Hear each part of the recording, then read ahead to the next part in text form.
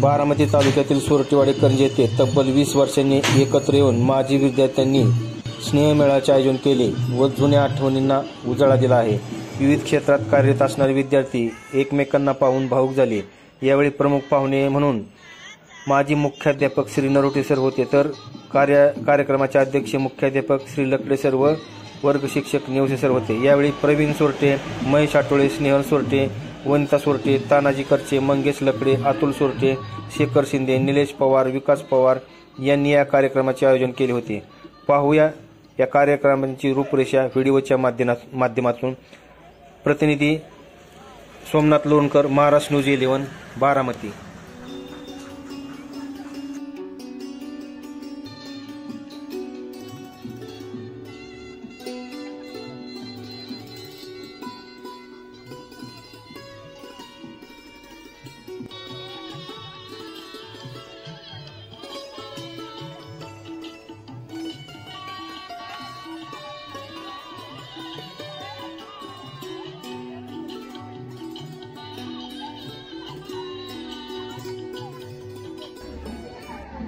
नमस्ते, मी प्रवीण सोरटे, माध्यमिक विद्यालय करंजे सोरटेवाडी या ठिकाणी आम्ही 5वी ते 10वी पर्यंत शिक्षणासाठी होतो। आज आम्ही तब्बल 20 वर्षानंतर परत एकदा भेटलेलो आहेत सर्व मित्रमैत्रिणी। तर आमच्या या कार्यक्रमाचं उद्दिष्ट असं आहे की सर्व माजी विद्यार्थी एकत्र आले पाहिजे आणि यातून बाकीच्या बॅचने सुद्धा प्रेरणा घेऊन असे कार्यक्रम करावेत आणि पुढे जाऊन आम्ही आमच्या माजी विद्यार्थीची एक मोठी संघटना तयार करणार आहोत। त्याच्या माध्यमातून आम्ही शाळेसाठी उपयोगाची कामं तसेच सामाजिक इतर कामं करणार आहोत आणि या मेन कार्यक्रमाचा उद्देश हाच आहे की सर्वांना एकत्र आणणे आणि सर्व एकत्र येऊन प्रगती करणे हाच मेन हेतू आहे। धन्यवाद। या कार्यक्रमानिमित्त आम्ही आमच्या या 2002-2003 10वी बॅचनं शाळेसाठी जेवढे काही वॉल कंपाऊंड्स आणि भिंती आहेत त्याच्यावरती बोलकी चित्र हे पेंटिंगचं काम करत आहोत आणि येणाऱ्या काळात अजून पण अशी काही शाळा उपयोगी कामं करणार आहोत ज्यामध्ये प्रयोगशाळा असेल किंवा इतर काही महत्त्वाची कामं ते आम्ही करणार आहोत। खरंच सर, परत एकदा शाळेत घेताल का? शाळेची घनघन घंटा ऐकायला लावताल का? झोपी गेलेल्या मेंदूला या घंटानाद ऐकवाल का? खरा तो एकची धर्म प्रार्थना परत एकदा घेताल का? आणि धर्माधर्मामध्ये विभागलेला देश एक करण्याचे धडे आम्हाला देताल का? खरंच सर, परत एकदा शाळेत घेताल का? नरोटे सर, परत एकदा मराठी शिकवाल का? नरोटे सर, परत एकदा मराठी शिकवाल का? आत्मनिर्भरतेचा, आत्मविश्वासाचा, इच्छाशक्तीचा शिकवाल का? परत एकदा शुद्ध लेखनाची नाही तर शुद्ध लोकांची ओळख करून देताल का? खरंच सर, परत एकदा शाळेत घेताल का? लकडे सर, परत एकदा इतिहास शिकवाल का? लकडे सर, परत एकदा इतिहास शिकवाल का? या गंजलेल्या मावळ्यांच्या तलवारींना लखल्यानाच्या धारी लावताल का? दिसेल अन्याय तिथे वार करायला शिकवाल का? फितुराच्या या दुनियेमध्ये नवीन डावपेच शिकवाल का? आम्हालाही आधुनिक इतिहासाचे साक्षीदार बनवाल का? विद्यार्थी मित्रांनो, ज्यावेळेस आपण शाळेत असतो त्यावेळेस शिक्षक आणि पुस्तक हे आपले गुरु असतात।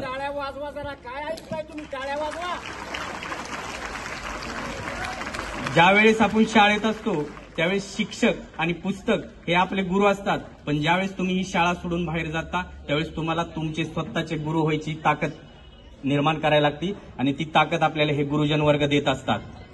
त्या आयुष्यामध्ये जेवढ्या तुमच्या चुका होत्याल, चुका हा तुमचा गुरु असतो, त्या चुका भरून काढणे आणि ती चूक परत न होणे त्यालाच खरं महत्व आहे, तेच आपले शिक्षक असतात। मी जे तुमच्यासमोर कविता सादर करतोय ही कदाचित तुम्हाला थोडीफार वेगळी वाटेल, पण स्टेजवर बसलेल्या आमच्या मित्रांना नक्कीच त्याची जाणीव होईल की खऱ्या आयुष्यामध्ये जगत असताना आपल्याला शिक्षक मिळत नाहीत, पण त्या शिक्षकांची जाणीव होती की आपल्याला हे शिक्षक असते तर आपण ह्या कंडिशन मधून पुढे गेलो असतो। नेवसे सर, परत एकदा विज्ञान शिकवाल का? नेवसे सर, परत एकदा विज्ञान शिकवाल का? रंग बदलू समाजाचे रसायन आम्हाला सांगाल का? कधी कोणाचा भगवा, कधी कोणाचा हिरवा, कधी कोणाचा निळा तर कधी कोणाचा पिवळा, पण या सगळ्या रंगाला माझ्या रक्ताचा लाल रंग पुरेल का? आणि माणूस म्हणून मी कधी एका रंगात दिसेल का की फक्त रक्ताच्या थारोळ्यात पडल्यानंतर? जाती जातीमध्ये तेढ निर्माण करून दंगली ज्या होतात त्याला धरून हा कडवं केलेला आहे की बऱ्याच ठिकाणी आता आपण जर बघितलं की ज्यावेळेस 22 तारखेला राम प्रतिष्ठान स्थापन होत होते त्यावेळेस भरपूर ठिकाणी थोड्याफार या गोष्टी जाणवल्या। पडवळ सर, परत एकदा मूल्य शिक्षणाचे धडे देताल का? पडवळ सर, परत एकदा मूल्य शिक्षणाचे धडे देताल का? तुमच्या सुंदरीने निबार आणि राड झालेल्या गद्दार पाटीला प्रसाद देताल का? आणि या समाजाला ताट मानेने जगण्याची आणि लाचारी सोडण्याची धडे देताल का? खरंच पडवळ सर, परत एकदा मूल्य शिक्षण शिकवाल का? खरंच जगताप सर, परत एकदा जीवनाचा खो खो शिकवाल का? या समोर लाल मातीमध्येच आम्ही खो खो शिकायचो. जगताप सर कावडीच्या फोकाने आम्हाला डाव शिकवायचे, बॅक खो काढा, अमक करा, तमक करा. आणि ते आता मला जाणवतंय की परत एकदा खो खो शिकवाल का? या आयुष्याच्या लाल मातीच्या मैदानावरती नवनवीन डावपेच शिकवाल का? आयुष्याचा बॅक खो काढाल का? परत एकदा झालेल्या चुका सुधारून घेताल का? खरंच जगताप सर, परत एकदा आयुष्याचा खो खो शिकवाल का? खरंच सर, परत एकदा शाळेत घेताल का? दीक्षित सर, परत एकदा भूमिती शिकवाल का? न उलगडणारे आयुष्याचे प्रमेय शिकवाल का? 4 गुंठ्याच्या काटकोनात वाटप करायला शिकवाल का? भावभावकीमधले प्रेम आणि भावप्रमेय आम्हाला शिकवाल का? खरंच सर, परत एकदा शाळेत घेताल का? मासाळ सर, परत एकदा गणित शिकवाल का? या समाजाची न सुटणारी कोडी शिकवाल का? सुखाचा गुणाकार आणि दुःखाची वजाबाकी शिकवाल का? वेळेची गुंतवणूक आणि गुंतवणुकीवर उत्पन्न शिकवाल का? परत एकदा आयुष्याचा अर्थकारण शिकवाल का? सकुंडे सर, फिर से एक बार हिंदी पढ़ाएंगे क्या? हिंदी एक राष्ट्रभाषा है, इसका ज्ञान देंगे क्या? सबको एक भाषा में, एक धर्म में लाएंगे क्या? समता, बंधुता, एकता का पठन आप करवाएंगे क्या? फिर से एक बार हिंदी पढ़ाएंगे क्या? लास्ट असं जाणवलं की साळवे मॅडम आम्हाला चित्रकला शिकवत होत्या.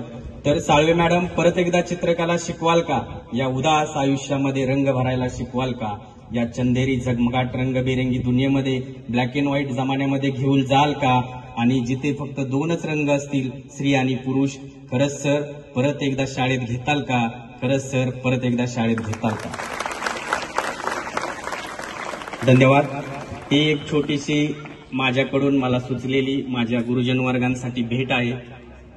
या गोष्टी तुम्ही जास्त सिरियस घेऊ नका, तेवढं तुमचं वय नाहीये. पण फक्त एवढंच सांगायचंय की जी चालू परिस्थिती आहे देशामध्ये, महाराष्ट्रामध्ये किंवा आपल्या गावामध्ये, या परिस्थितीवर तुम्हाला आयुष्यभर कोण शिक्षक मिळू शकत नाही. तुम्हाला तुमचं स्वतः शिक्षक व्हायचंय. कधी कधी आम्हाला खेद वाटतो की आपली कॅपॅसिटी असताना सुद्धा आपण आपल्या गावासाठी, आपल्या राज्यासाठी आणि देशासाठी काही करू शकत नाहीये. पण ठीक आहे, जे काही आपल्याला करता येईल तेवढं आपण करणं गरजेचं आहे. आज आपण इथं माजी विद्यार्थी मेळावा घेतलेला आहे. ही आमची बॅच आहे 2002-2003.